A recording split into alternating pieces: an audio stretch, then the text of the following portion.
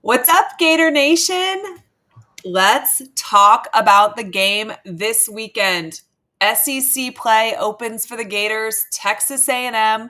Our show tonight is powered by BetUS and brought to you by Meldon Law. We're going to talk about them in a little bit. Let's talk about this game. All right, guys, Saturday, 3:30 Eastern Time. This is a big one. Our first SEC game of the season.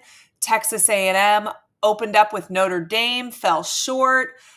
This one has some implications. We're going to talk about them.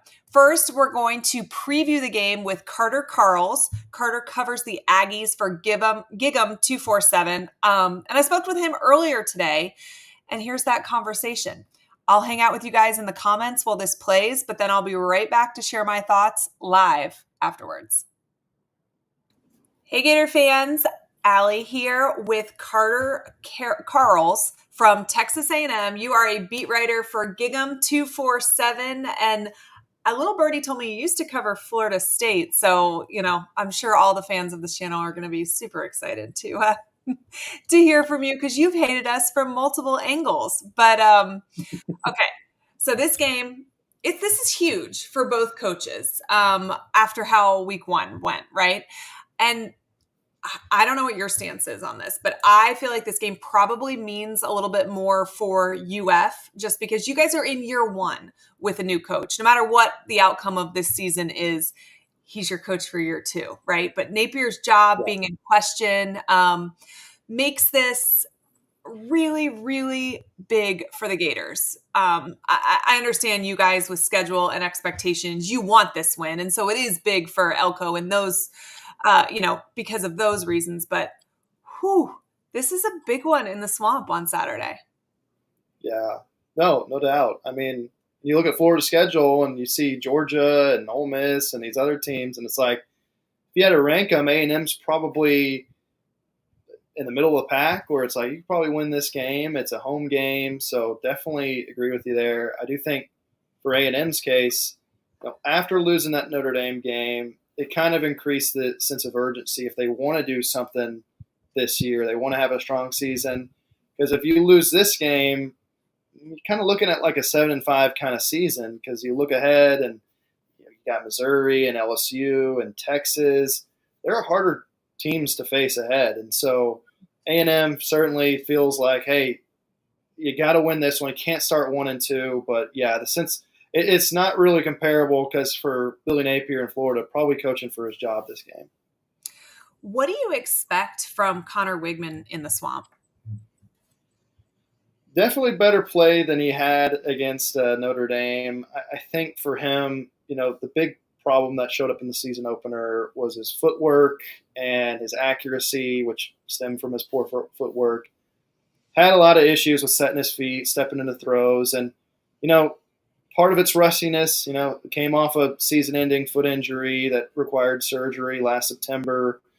Wasn't quite there in the spring where he was fully healthy. He wasn't fully healthy till the summer, and still shouldn't have performed how poorly he did. But again, it's McNeese State, can't take a whole lot, but those issues didn't show up last Saturday, and so I think he's trying to prove that the Notre Dame game was an anomaly, going 12 for 30 and throwing 2 picks. But you still got to show it. And, you saw Cam Ward have some success against the secondary, almost threw for 400 yards. So, Wigman, I don't think he's thrown for 400 yards, but I think he'll have some success against this defense. I do think they'll try to run the ball more than maybe set up the pass. It's kind of been a little bit more successful for them this year. Le'Veon Moss is really coming into his own. So, I think you'll see a heavy dose of the run as well. The other side, obviously, of the ball for us is Florida is having some interesting quarterback situations going on at the moment. Graham Mertz is coming out of concussion protocol. I do think he starts, but this is a new wrinkle for A&M because now at this moment, they're tasked with the job of preparing for both quarterbacks. And, how do you prepare for DJ Lagway along with being prepared for whatever Mertz is going to bring you? Yeah, I mentioned this, that it kind of reminds me of 2018, Clemson and A&M. Clemson came to town, and They had two different quarterbacks. The backup was a guy named Trevor Lawrence, and he came into that game and lit it up and was the reason why they won that game. That was Mike Elko as defensive coordinator back at A&M. But I see this game similarly where Graham Mertz, I agree. I think he begins the game as a starter, and maybe DJ's more that change of pace guy that you only ride if he has that hot hand. But you got to be aware of him because, hey, number one quarterback in the country in the 24 class, he very well could come in and light it up. I know what he did last week was against Stanford, but it was still pretty dang impressive to throw for that many yards in your first ever start as a true freshman. When we've talked to Mike Elko about it, he's kind of said, hey, we can't have paralysis by analysis. We can't throw a ton at our defense as far as game plans go. You don't want to have two completely different game plans for both quarterbacks because then you're just throwing a lot of volume at your players. And so he's trying to keep it simple and have a similar game plan for both. He's mentioned, hey, the other 10 guys on the field are going to be the same no matter what. So we can still have the same game plan for those guys. But you definitely have to account for DJ Lagway because if Mert struggles and he comes in, he very well could light it up. Where do you think Texas A&M is going to try to exploit UF the most? Yeah, I think maybe defensively, big thing for A&M has been their pass rush. Can they finally come alive? It's a unit that was expected to be one of the best in the country. But through two games, they've only had one sack. So I think they feel like they're due, especially against the Florida offensive line that can be shaky at times. They feel like, hey, this could be that week where they get 4 or 5 sacks. And even if they don't get to the quarterback, they have had 20 pressures over the last couple of weeks. They have impacted throws. The 2 picks they had last week came on pressures. So I think if you're going against a true freshman quarterback that doesn't have experience against an SEC defense, if you're going against a guy like Graham Mertz who maybe doesn't make all the throws and maybe doesn't light you up and you feel like you can be a little bit more aggressive against him, I think this defense could be pretty aggressive against those guys. And then offensively, we saw Ward have some success through the air. But I just think that Le'Veon Moss, the start that he's had to this season, he's somebody that can really wear down a defense. That he's not going to have a bunch of 30 and 40-yard runs, but the way he fights through contact, the way he breaks tackles and falls forward for those extra couple yards, it can really wear down that defense. And so I think riding him early and often. Only had 9 carries last week against McNeese State, so he's a little bit more fresh than he'd normally be. Had 22 touches against Notre Dame, so he's somebody that when it's an important game, they will ride and they will feed him the ball. So I think he's somebody that they'll try to focus on in this game. Kind of take some of the pressure off of Wigman, too, if you're able to lean on the run a little bit more. What about UF worries you the most? You broke out. You said, what about UF worries you? UF worries you the most? Yeah. Well, I think Lagway, right? I mean, you look at DJ Lagway lighting it up for 450 yards in his first career start. Again, yes, Samford, but that's not done often, right? And Florida hasn't been done often. They've had some pretty dang good quarterbacks over the years. And so could he be somebody that comes into the game and just sweeps Billy Napier off his feet because it's like, whoa, I didn't know it would be this good, right? And so I think that would be the concern. I think also maybe just the road environment. A&M, if you look, they've lost 10 straight road games dating back to the 2021 season. The last time they won a road game, Mike Elko was their defensive coordinator. And so, it's one of those deals where, okay, you got the helmet communicators. Can you hear the plays that are being called? You might have a silent cadence. You got a backup center as your starter now because they lost their starting center and Mark Naboo to a season-ending injury after the Notre Dame game. And so, Connor Wigman, we asked him, what's the toughest environment you've played in so far? He said South Carolina a couple of years ago. I would rank the Swamp way above South Carolina as far as tough stadiums and atmospheres go. So that will be a challenge. Finally getting the monkey off their back as far as the 10 straight road losses. And so, yeah, I think that will be another thing to look for. So do you think that this is a close, like just grind it out kind of game, or do you expect it to be a little bit more high scoring, more of a track meet? I see more grinded out, close, kind of game. I think that's going to be a lot of what A&M does this year. They don't have the flashiest wide receiving core. They don't have the explosive runs with the running game. Le'Veon Moss had a couple against McNeese State, but he's going to be more of that 4 or 5 yard gain guy that you just pound the defense with, throughout the game. So this is not an explosive offense. It's not a, one that's going to be track meet up and down the field. I think their goal is staying ahead of the chains, keeping it moving, being efficient on third down, not turning it over, and then relying on their defense. And their defense does not give up a lot of big passing plays. I don't think they've given up a passing play of 20 yards this year. And so, they, have their starters haven't given up a passing touchdown. So they're kind of that defense that keeps everything in front of them. Mm-hmm. And, yes, they have issues against the run. I think that's one weakness you could point to with this defense. But giving up big passing plays and the track meet sort of thing is just not what this team has been doing so far. So anytime I talk to somebody from an opposing team, I like to get kind of their perspective on Florida as a whole, the program. But so what are your thoughts on Billy Napier and kind of UF overall right now? Man, it's tough. I mean, like I mentioned, I was at Florida State covering them in the 2022 season, his first season at Florida. And, I remember the whole deal back then was, man, you have Anthony Richardson, this guy that has so much talent, and you're going 5-7 with him, mm-hmm. right? And it's like, gosh. And I know it was like early on, and he had a lot of problems to fix. Dan Mullen wasn't the best recruiter, all that. But now you're in year 3, and at a place like Florida, you just can't go below 500 every year, right? Like 3 straight years below 500, that's just not acceptable. So my thought is kind of what you said earlier. He's got to win this game, because if you lose this game and you're 1-2, and you also got to face all these crazy good teams coming up. I mean, I think they've got 4 top 10 teams left on their schedule. Yeah.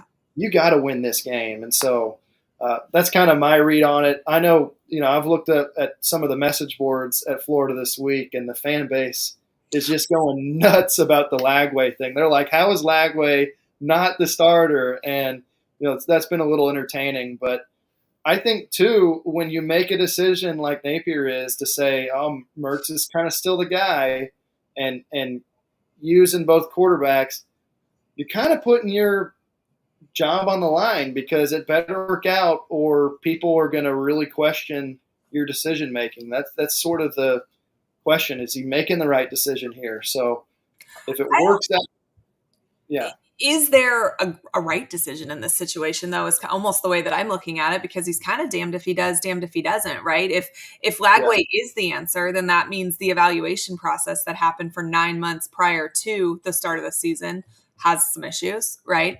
I don't love the concept that Graham Mertz can lose his job because of injury, right?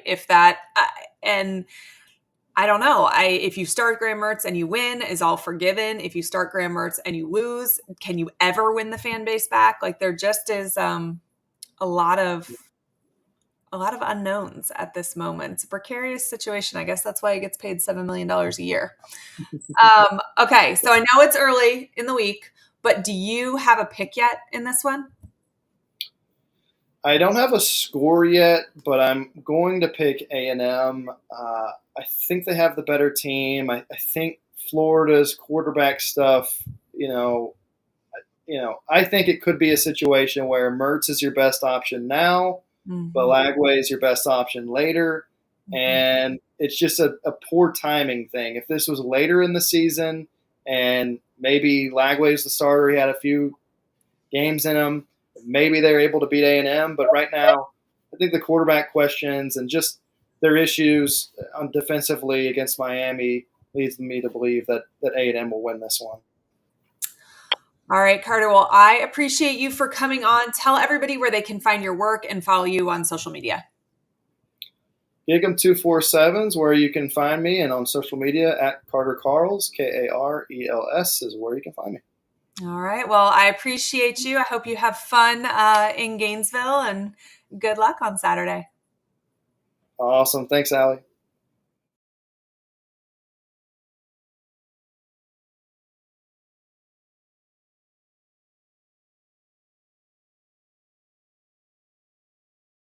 Sorry, guys, I was muted there.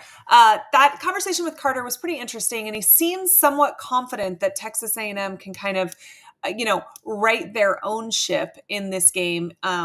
It seems like, and I do feel like they have some work to do too, right? They lost that Notre Dame game. I know their fans aren't happy with how Connor Wigman played, but then they did blow out McNeese State last Saturday. So, like he said, sitting at 1-1, just like the Gators are. And, they have similar records, but they are in such different places as a program.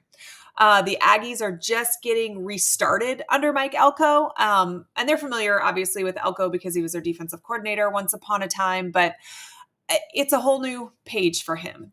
He's going to be their coach moving forward, no matter what, as I said in the video. And it may not be the same situation for Florida. The Gators obviously in year 3 with Napier, and it just feels like this matchup is kind of a must win for the Gators, right?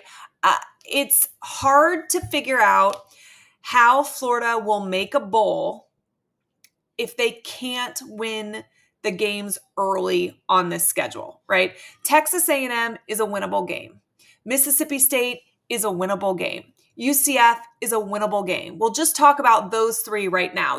I really do feel like for Napier to make a bowl, which I think saves his job, those 3 really are must wins, because if you can't figure out how to win those, it's hard to see a scenario where we go on the road to Tennessee and win, where we come back home and play Kentucky, even though Kentucky hasn't looked good. But I think there's been times Kentucky hasn't looked good the last 4 years, and that hasn't really mattered, right? So, those games are harder than the 3 that we're facing right now. And then as soon as those 2 are over, it just gets scary, right? Texas, Georgia, Ole Miss, Florida State. Like, there's just so many teams coming down the gauntlet that if we can't get these wins now, I don't know that there's a lot of wins at all that are happening this season. Another thing that I think is really interesting is that the Aggies have the advantage of having 2 coaches, defensive coordinator Jay Bateman and defensive line coach Sean Spencer, as well as 2 players, Jaden Hill and Scooby Williams, all in College Station right now from Gainesville in the offseason, right? They made that move. So normally I would say that is probably not that significant of a factor, given the fact that Florida's defensive staff looks very different than when those guys were there. There's been a lot of player turnover on defense. But after listening to Miami's defensive coordinator talk about how they knew exactly what was coming from Florida's offense from watching tape last year, that they were able to pick the 5 to 7 plays that Florida was for sure going to run, and they were right, it does kind of concern me that there are 4 people on the opposing sidelines that know Napier's tendencies. They know how this offense is going to be called. They also know how this defense is going to defend. And, that is a little bit of an advantage for Texas A&M, honestly. And it's something that I think scares me more than it would have had I not heard that quote from Miami's defensive coordinator. Before we talk more about this game, though, I want to give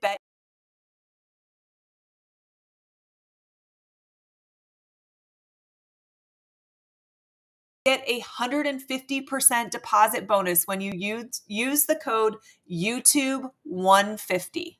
That's up to $2,000.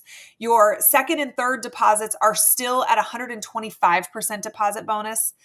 The Aggies are a 4-point favorite right now. So if you like the Gators, go lay a little bread on it. I appreciate BetUS for their support. So make sure you guys go ahead and check them out. Okay, so I told you guys that I think this is a must-win for the Gators, and I think there's going to be a few key players that we can pay attention to that are going to really play a large role in determining the outcome of this game. So for Texas A&M, I think how Connor Wigman plays is going to be a huge factor in this. He wasn't used that much against McNeese State, so it's still kind of determined how much better he can be in Colin Klein's offense after a dismal performance against Notre Dame. I think that Texas A&M thinks he's talented. I think that Texas A&M thinks that he'll work in Colin Klein's offense well. I don't think that there's been actually any proof provided that this is going to be a great system for him. And so this is a big test, right? He could do it against McNeese State, but he only played a little bit. Couldn't do it against Notre Dame. Can he move the ball against the Gators? And, Florida's defense did not play great against Miami, particularly over the top. So how Wigman plays here is going to be a big factor. And if he's the player Texas A&M thinks he is, it could be a tough day for Florida's defense. And then, on the other side of the ball, I really think this is going to, in large part, lay on Mertz and Lagway. Mertz should be back at the helm of this offense. That is what Napier has led us to believe, right? Can he get the offense clicking? We got a taste last week of what Florida's offense could feel like if we opened the playbook a little bit, if we aired it out a little bit. And it was fun for Gator fans. It was exciting to see Florida move the ball a little bit on offense. And I want to see, can the offense look like that with Mertz at the helm? Can we call that game for Mertz? Or was it Lagway just making the same play calling look over the top? And I caution, again, I know it was Samford. And then, let's talk a little bit about Lagway. Passed for 456 yards in that win. And again, I know it's Samford. But we've watched a lot of really good quarterbacks for Florida play a lot of cupcake teams in the beginning of September for the last 30 years. And it was still a standout performance. So I'm interested to see him in action against Texas A&M. And I think that they probably will split time between the two. I just think that Lagway's ability to stretch the defense vertically could be a difference in what I think is going to be a low-scoring matchup. So what kind of things am I looking for out of that quarterback, situation here? I want to see how they mix and match, right? I think we know that Mertz is probably going to be the starter. Is it a situation where Mertz is the guy until he isn't, right? Until the offense isn't clicking and then they sub DJ in? Or is there some sort of script that's going to exist? These plays are designed for Mertz. These plays are designed for DJ. Are they going to go one series and then the other? It's hard to figure out how exactly they're going to use it. But my concern is that I don't know that I think Billy has had the best feel for the game, play calling wise, all along. And I think it just gets so much more complicated when then you're trying to do it for two guys. And, Spurrier has the quote that if you have two quarterbacks, you really have none. And I'm concerned that that might be the case here because it's a very difficult situation to get a good rhythm going for. Urban Meyer did it great with Chris Leak and Tim Tebow, but I think we used Tim as almost a power change of play momentum guy when we really needed a big momentum swing or a big play.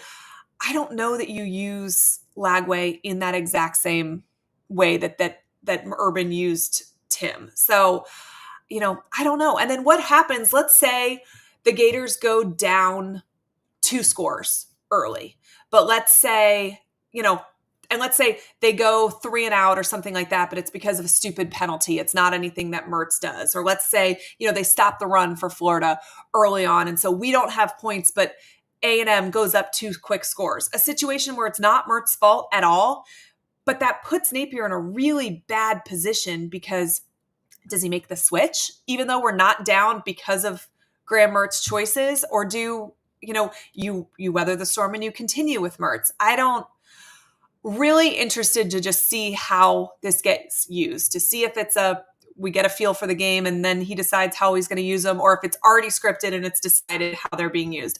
It's something I'm going to be watching like this, trying to, it's a lose-lose for Napier. It's a hard situation for him to be in. Let's talk a little bit. I'm trying to pay attention to this chat, guys, and it seems like you're just ribbing each other a little bit over there. But if anybody has any questions, make sure you shoot them on over and I'd be happy to answer them. But I want to talk a little bit about my keys to the game. I've got 5 this week.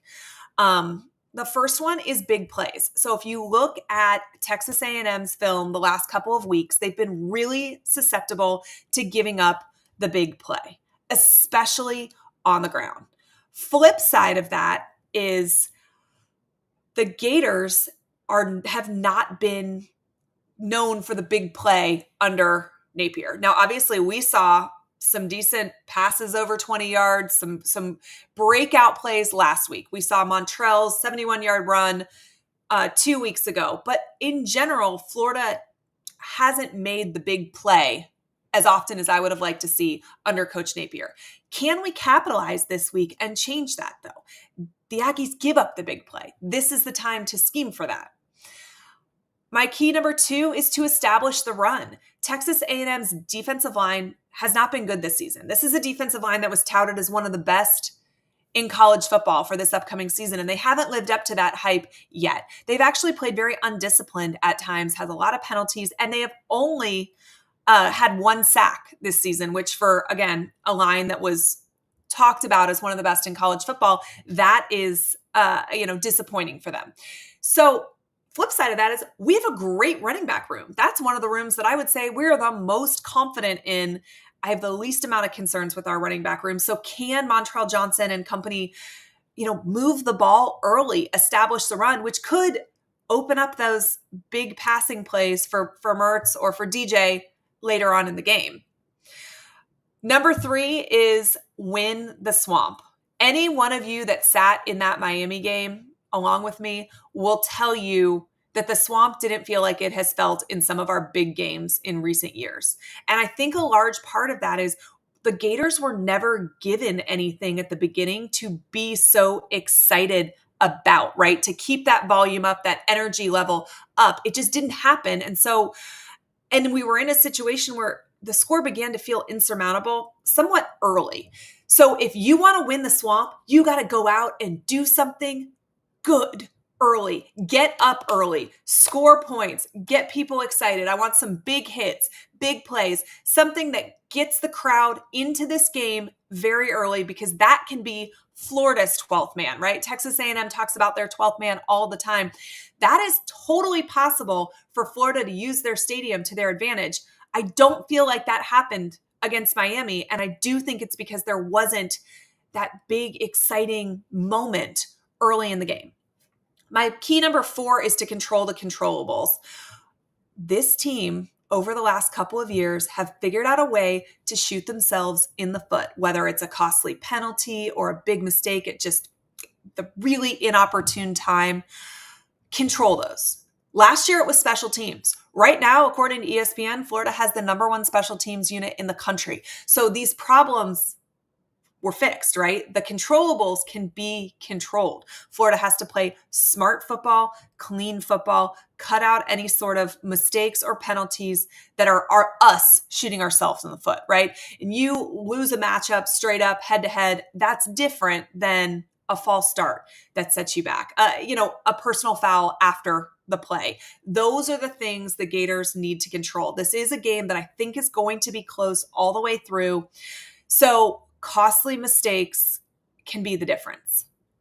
My last key of the game is open it up, air it out, open your playbook. There's been a lot of rumors this week. Shane Matthews alluded to it on my show earlier today about the rumors of, Callaway, did he call the first game and Napier call the second game, or did Napier call it for Mertz and Callaway called it for Lagway? Like, there's been all of these kind of rumblings about who's calling what.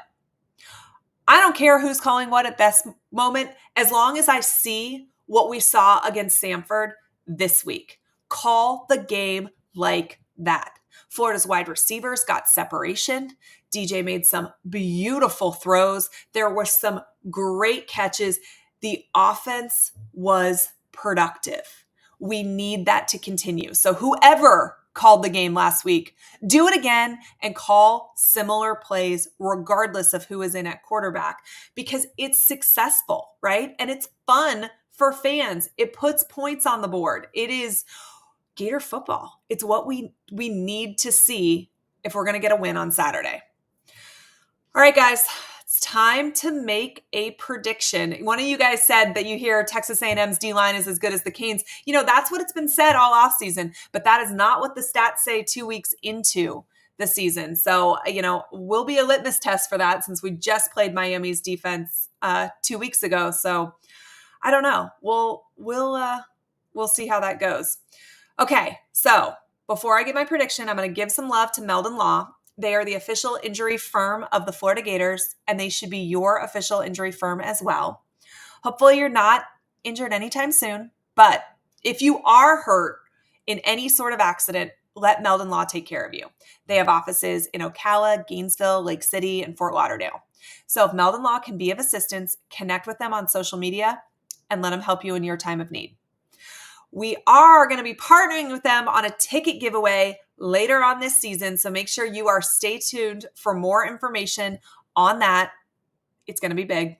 We appreciate Meldon Law for their support. All right, so it's time for score predictions. I don't know if any of you guys have put any in the comments over there. I'm trying to see, but I really do feel like this is going to be a low-scoring game. I feel confident that if we can score 24 points, that we can win. So based on that, I am going to say, I think 24-21 Florida. I think it's close all the way through. What I don't know is how much we're going to see Mertz versus Lagway, and that's the thing I'm going to be looking for the very most. But let me know down in the comments if you agree, what you think your score prediction is going to be. We've got a lot more content coming your way this week, so we're not done. I got a 2018 A&M winning in the comments from Joshua. But all right. Or maybe 21-20. It's going to be a close one. I do think that this is going to be a close game. It is a must win for the Gators. If we can win this one, you can bring that momentum into Starkville. You can bring that momentum, if you win in Starkville, back home for UCF, and the Gators have a slightly different outlook on the season. If they lose this one, it's kind of hard to see how you come back from that.